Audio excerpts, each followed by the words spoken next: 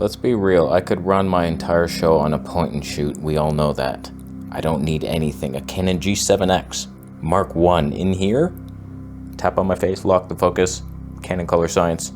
I could go out, do street videography with it, wildlife, 100 mil on that. I don't need more, but I want it. Today we talk about the 4 cameras I own and why each of them does something that the other can't, and why I need all 4 of them most likely. All I want is the perfect camera.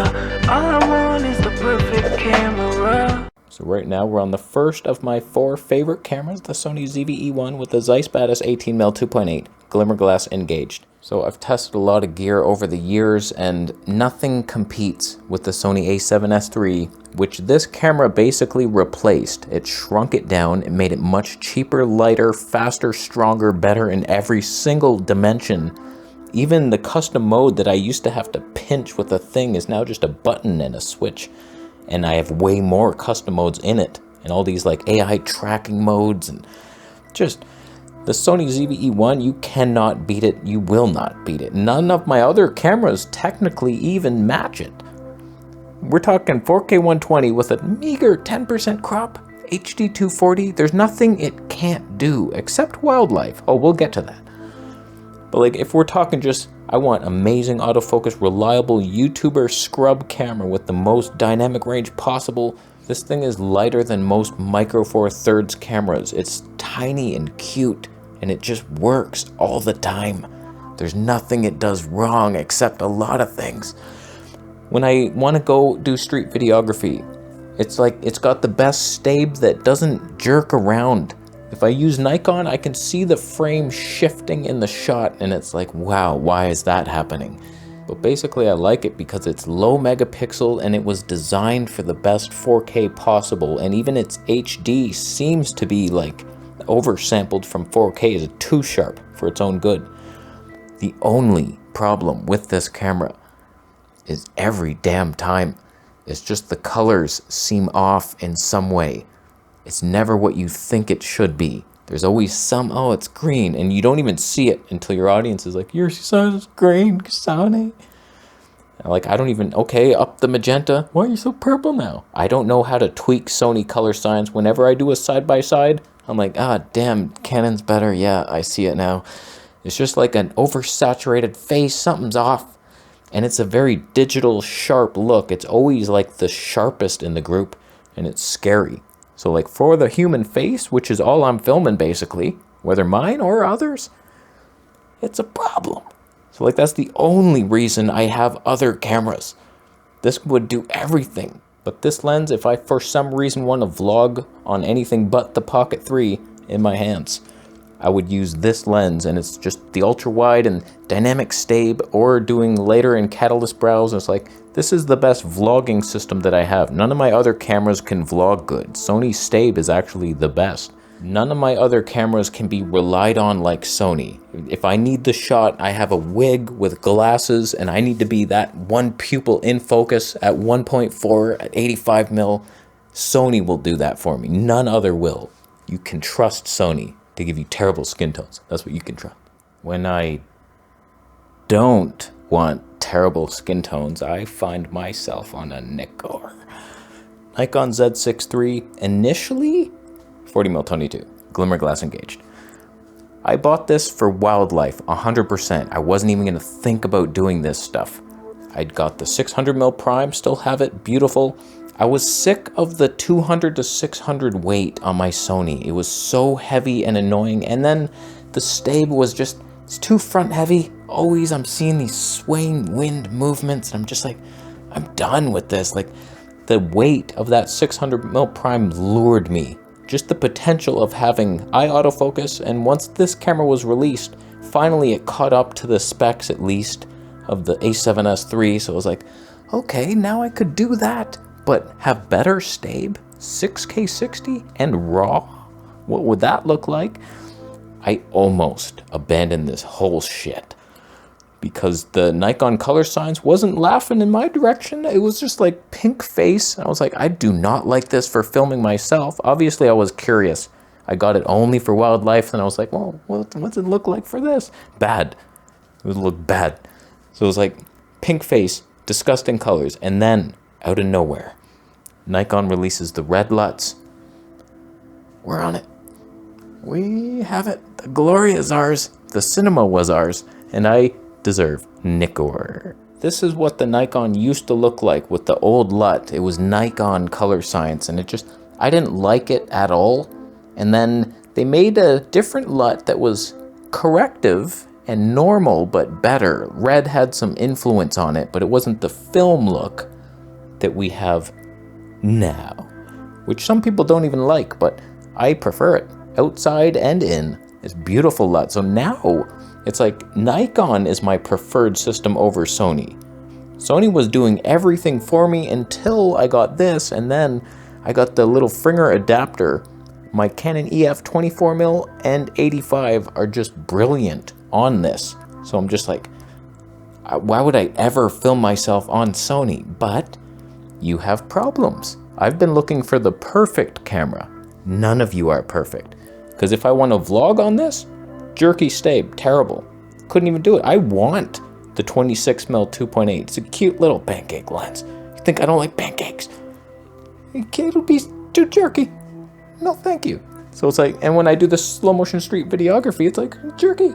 Not as good. Not as good as Sony. So it's like, kind of need both. And so my philosophy has been, instead of having like one system with many different lenses for it, why not have multiple systems with many different lenses for it? But the idea was just like 1 or 2 lenses for both.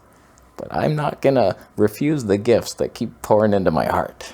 Thank you, Steinbeck. Now, like we discussed in the beginning, all I really deserve is a Canon G7X. That's all I really need to run this show, but I have 2 full-frame mirrorless, so might as well have a little fun.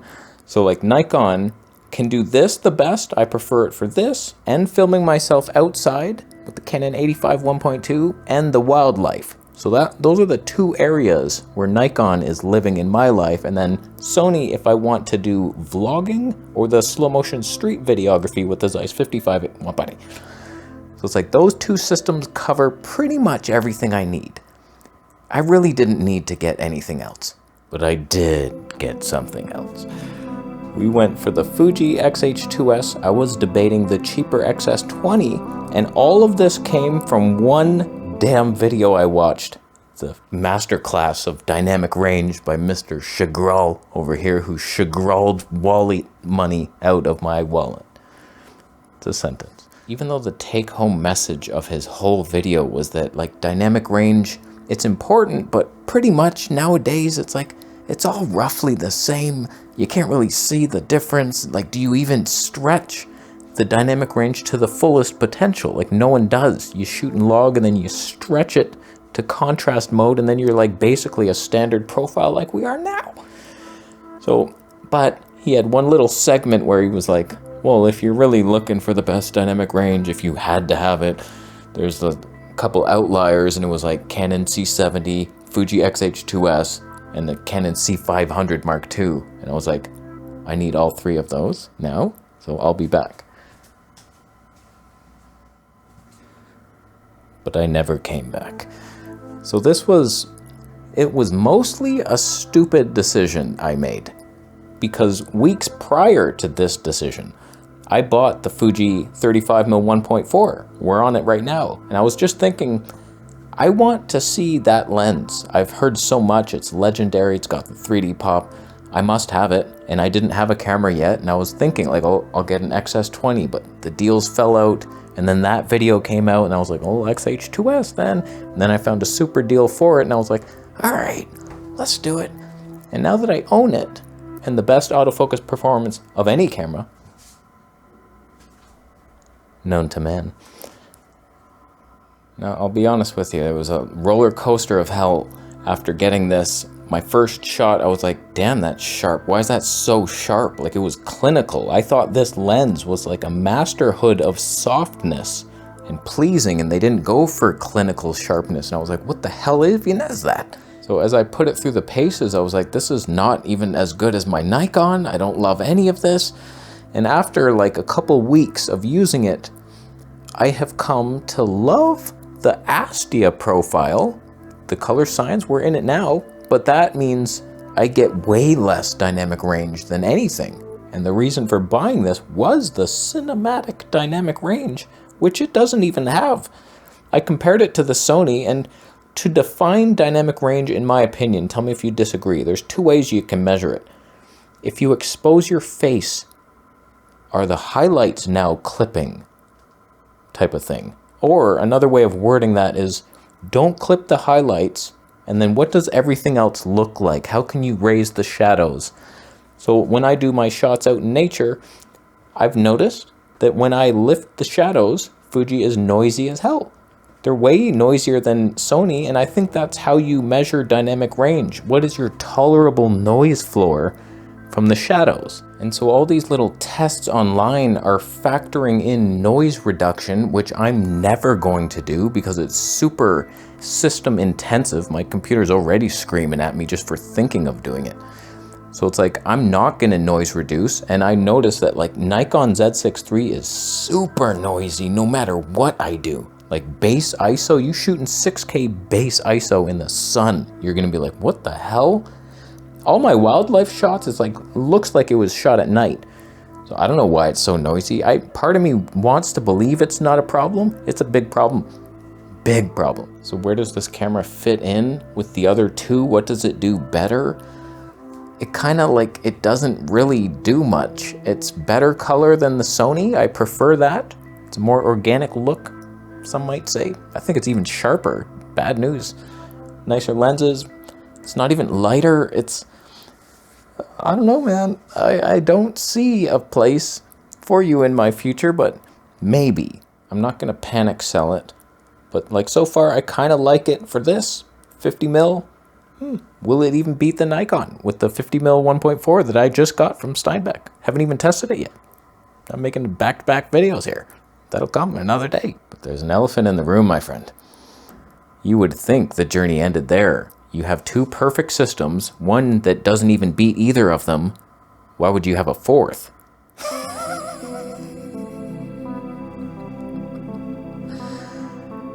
This is the pinnacle of unnecessary behavior in a living room. I don't know why I had to do it. I was just curious what the Canon C70 would look like with a speed booster and my Canon 85mm 1.2. What are we even doing here?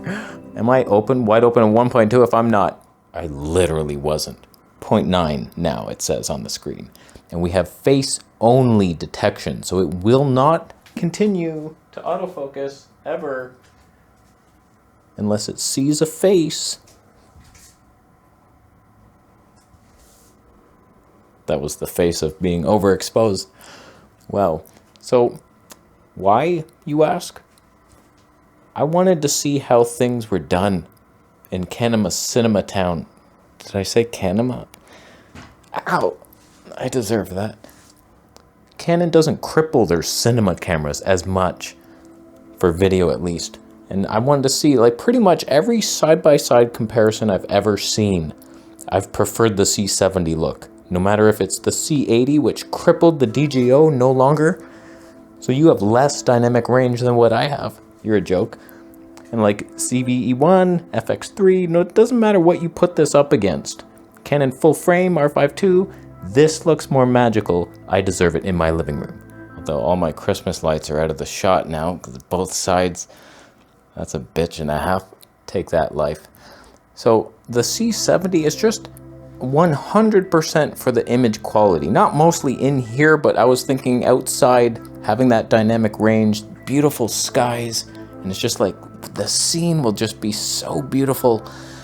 I don't think I can do much with it. Like street videography, that's not happening. There's no stabe in it. None of my good primes have stabe. I could do digital maybe, and it would 4K 120 only. It's mostly just for the image and the Canon colors, and just everything looks nice. This could be a YouTube setup, super overkill, but I got an amazing deal on it. The Canon R5 II would have been way more. So, ow. So you consider that, it's like, okay, this is worth it. I haven't even set this camera up and dove into it and learned all its quirks and made a My Menu path and have like custom buttons that do what I need. So I'm very new to it, but we're in raw standard, and I find the raw edits beautifully. It's not hard at all, and the file sizes aren't too big. They're actually smaller than my Nikon Z6III files. So I'm like, using it has been a joy so far, and the only lens I had was that Laowa 15mm manual focus, and it was a breeze. It has peaking, it can punch in and then go black and white with the peaking, and there's so many little tools for exposure. I haven't even dove into false color yet. We're just doing zebras at 70% until the zebras disappear. That's what I'm used to, but false color could be a thing. Just press it, okay, perfect skin tone. So like, it's just beautiful. I love this camera. So looking back to all 4 systems I own now, if I had to pick just one, it would be tough, but I think it's an easy choice in that I would go with Nikon because it does everything really pretty okay. It's like beautiful colors for this, great look outside. Street videography, you could get away with it. I think it's okay. There's just some jerky stave moments, but the autofocus is really good, and then it also does wildlife. I wouldn't vlog with it, but I do have a Pocket 3, so it's like, okay. And you might even get by with the stave if you're super careful with that 26mm. The Sony, kind of irrelevant almost, if you consider that. And then the Fuji, super irrelevant. But like this, if I had to only keep 2 systems, I have like 300 comparison video ideas in the future from all this. I have to imagine there's not a world in hell that the Fuji would beat this image. So like, I would get rid of the Fuji, and then if we're comparing like this image versus Nikon, Nikon might have some benefits, but it's just more your versatility, and you have HD 240 and stabilization, and it's easier to use. It's a mirrorless, and I can use these lenses like native almost. And the Sony is also way more versatile than this, but like, it does things that you can't, and it could vlog. It's the only system that's like, that's actually really good for vlogging. But we about to find out if Canon autofocus is a thing.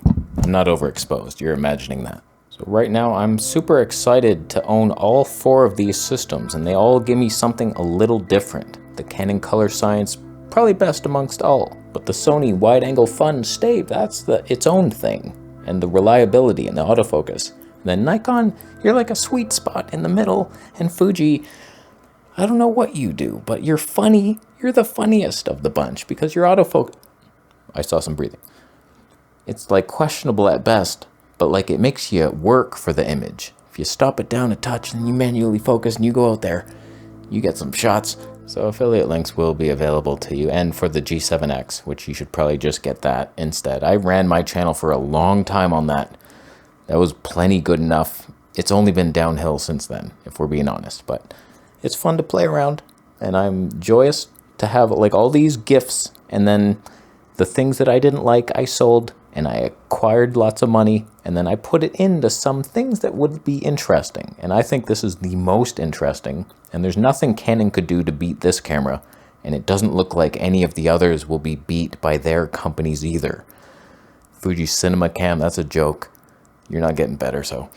Right now, this is the pinnacle, all 4 of those cameras. And you could probably get away with just one of them if you're a hobo bitch. Thank you for the Bitcoin donations. Subscribe, man.